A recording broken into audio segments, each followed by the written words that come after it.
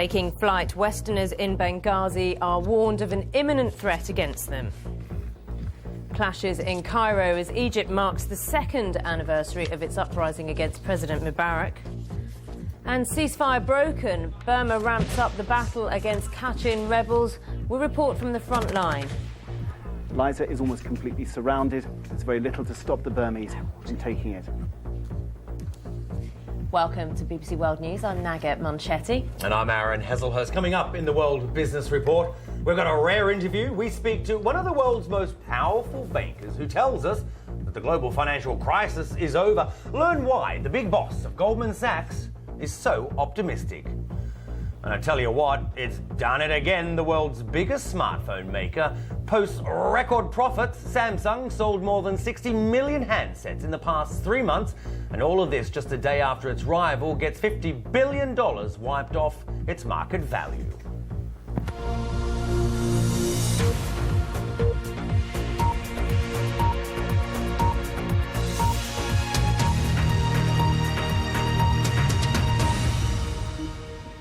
Hello and welcome. European citizens living in the Libyan city of Benghazi have been told to pack their bags and leave as soon as possible. Now, Britain, Germany and the Netherlands say that there is a specific threat to Westerners in Benghazi, although they won't elaborate as to what that threat is. Well, the Libyan government has expressed astonishment at the European authorities' reaction to this situation. James Kelly has more. Leaving Benghazi, the city's international airport, the departure point for Westerners who've been told it's no longer safe to stay. The danger, a specific imminent threat, according to the British Foreign Office, although no further details have been disclosed. On the streets of Benghazi, there's surprise the warning has been issued. Well, they'd suit my home. Aaron's up next with World Business Report. I'll see you very soon.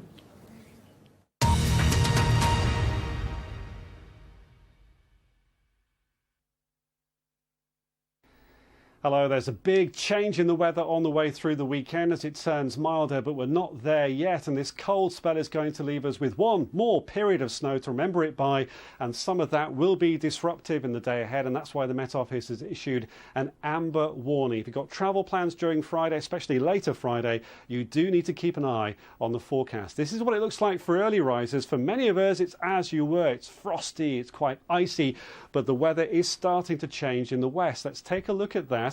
The change is rain coming into Cornwall. This is what it looks like at 8 o'clock. The temperature slowly heading up here into Devon as well, with a freshening south or southeasterly wind. Across much of central and eastern England, though, we're still in that bitterly cold air. If you've been clear overnight, you could be into minus double figures first thing here and there. Now, we have rain around in Northern Ireland, temperature well above freezing, but with that brisk wind, it's not going to feel particularly warm. Some rain heading into westernmost fringes of Scotland, but as that moves further east during the day, meeting that cold air, it will turn readily to snow. Could see some disruptive snow, especially over the higher routes, blowing around in the strong wind, but some sleet and snow to lower levels is possible at times too. Further rain in Northern Ireland, fringing westernmost parts of England and Wales, but many central and eastern areas will stay dry. 7 degrees in Belfast, around freezing further east, and with a freshening wind, it's going to feel raw. But the problems come later in the day for parts of England as the rain moves east and meets that cold air, becomes a period of heavy snow disrupting travel. This is why you need to pay attention if you've got travel plans for the evening rush hour and beyond. We'll see a period of heavy snow across central and eastern parts of England, only clearing in the early hours of Saturday morning. The further south you are, what might start as snow will turn to rain. It'll be very windy with that as well, but there comes the change after that for the weekend. The blue, the cold air has cleared away. We're into the milder colours over the weekend. This weather front brings another spell of heavy rain on Saturday night, but throughout, temperatures will be heading up. It'll be quite breezy, there'll be showers at times, there'll also be some welcome sunshine and a spell of quite strong winds in Scotland on Saturday with some persistent rain in the west. But over the weekend, significantly temperatures will come up. Heavy rain though at times, especially on Saturday night, bringing a rapid thaw to the snow, and that brings back something we'd hoped we'd seen the back of, a potential for flooding.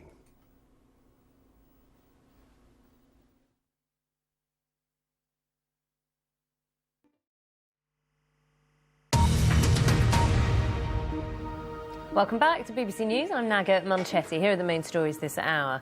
Britain, Germany and the Netherlands have told their citizens to leave the Libyan city of Benghazi immediately. The announcement comes in response to what's been described as a possible imminent threat against Westerners. Police have clashed with protesters gathering in Tahrir Square in the Egyptian capital of Cairo. It comes ahead the second anniversary of the country's uprising. Large crowds are expected to gather in Tahrir Square later on Friday. The BBC has witnessed renewed fighting between the Burmese army and Kachin rebels in the country's northeast. That's despite a ceasefire agreed last week and growing international calls for an end to the violence. Much of America is enduring Arctic weather conditions with temperatures recorded as low as minus 34 Celsius. Snow and ice are covering large parts of the Midwest and northeast. The cold snap is expected to continue for several days. Those are the latest headlines from BBC News. Now for the latest financial news with Aaron.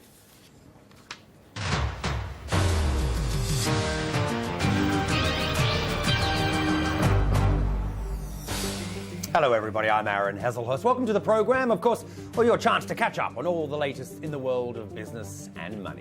Let's go and take a look at the headlines.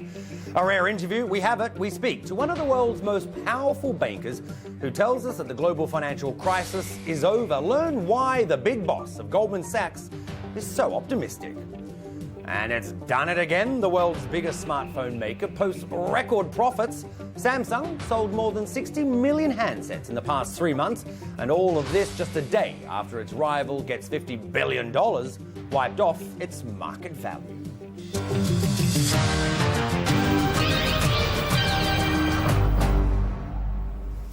I'll have that Samsung story and those big numbers for you very shortly. But first, the man in charge of, well, probably one of the world's most famous banks, Goldman Sachs. I certainly don't want you two coming in snivelling and whining like a couple of little girls. I don't think men are that bad.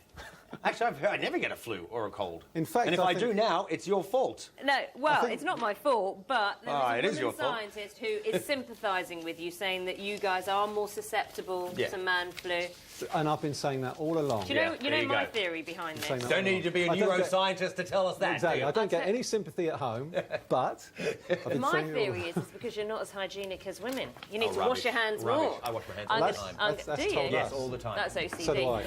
Michael, thanks very much. We're going to go. Thanks, Michael. Aaron and I will see you very soon. Cheers, thanks.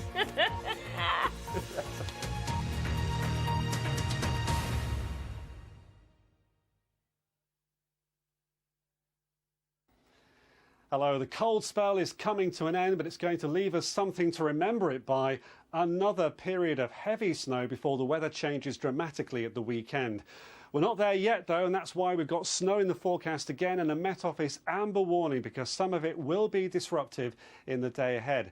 This is what it looks like for early risers, and it's as you were across much of the UK, a frosty and potentially quite icy start, but things are starting to change in the west and temperatures are slowly coming up with a strengthening wind, and this is rain heading into Cornwall for 8 o'clock in the morning. To the east of that, increasing cloud across Devon into Somerset, western parts of Wales. Further east across Wales, it will be frosty and very icy to start the day. Across northern England, bitterly cold start for Northern Ireland, though. Look at this, it's rain. It'll be fairly windy. It's not going to feel that warm, but temperatures around 5 degrees in Enniskillen and Belfast, and outbreaks of rain heading into westernmost fringes of Scotland. But as that moves further east through the morning into the colder air, we're going to see the snow becoming more widespread in Scotland. Back down across England, and it's another one of those very cold, quite icy mornings. If you've been clear overnight, you could be in minus double figures first thing. But again, it's the last one before weather changes dramatically over the weekend, as I'll show you in just a moment. Let's get through the rest of Friday now, though, and there's a lot of wet and windy weather out to the west, making very slow progress east, but it does so in Scotland, turning to snow, some significant snow to higher ground possible, blowing around in the strong winds, and some sleet and snow to lower levels at times, so this could disrupt travel during the day. We keep rain in Northern Ireland. It's dry across central and eastern England until later in the day, when the snow becomes more widespread across much of England too, and that's why we do need to keep an eye on this travel situation, especially during that busy Friday evening period, because the snow develops across central and eastern England going through Friday evening and Friday night. Again, disruptive snow to travel, a period of heavy snow here. The further south you are, though, it could well stay as just rain. And that heralds a change over the weekend. Once that period of snow has cleared away early on Saturday, we've shifted the blue, the cold air, out of the way. It's the milder colours taking over. There will be another spell of